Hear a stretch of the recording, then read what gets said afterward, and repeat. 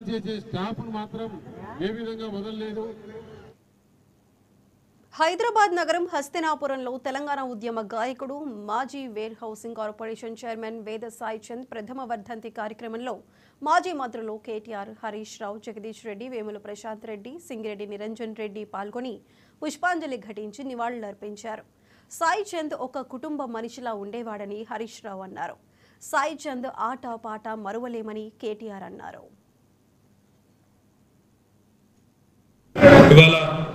సాయి పాట సాయి మాట మొత్తం తెలంగాణ ఏ రకంగానైతే ఉర్రూతలూగించిందో భవిష్యత్తులో కూడా తమ్ముడి పేరు మీద వారి కుటుంబం కోసం ఎల్లవేళలా మేమందరం కూడా పార్టీ తరఫున కేసీఆర్ గారితో సహా అందరం కూడా ఆ కుటుంబానికి ఎల్లవేళలా అండగా ఉంటాం.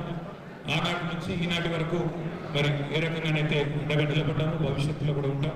తమ్ముడి జ్ఞాపకార్థం ఈరోజు పాటల సీడీలు, పుస్తకాలు, సంకలనాలు తీసుకొచ్చిన సోదరులందరికీ కూడా అభినందనలు. ఈరోజు ఈ కార్యక్రమంలో పాల్పంచుకుంటున్న మా సోదరులకు, సోదరిమణులకు, పాత్రికేయ మిత్రులకు అందరికీ హృదయపూర్వక ధన్యవాదాలు. తమ్ముడి ఆత్మ శాంతించాలని, వారి కుటుంబానికి ఎల్లవెళ్ళ మేము అందరం కూడా అండగా ఉంటామని చెప్పుకోవడం మళ్ళొకసారి.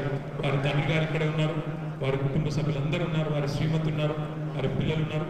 అందరికీ పేరు పేరున ధన్యవాదాలు తెలియజేస్తూ జోహార్ సాయి చంద్.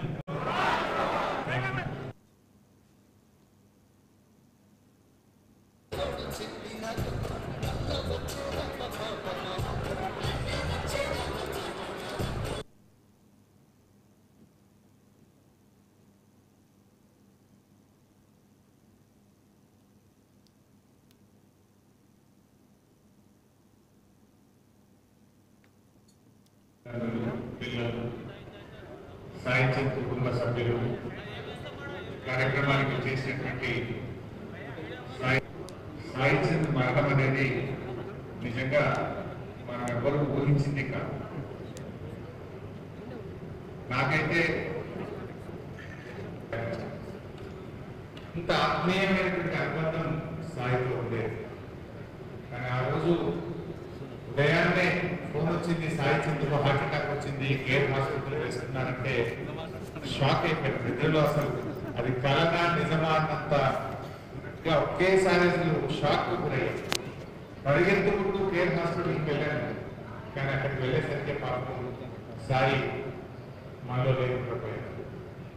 కానీ ఈరోజు సాయి శారీరకంగా మనలో లేకపోవచ్చు, కానీ తెలంగాణ ఉద్యమకారుల హృదయాల్లో, తెలంగాణ ప్రజల గుండెల్లో స్థాయి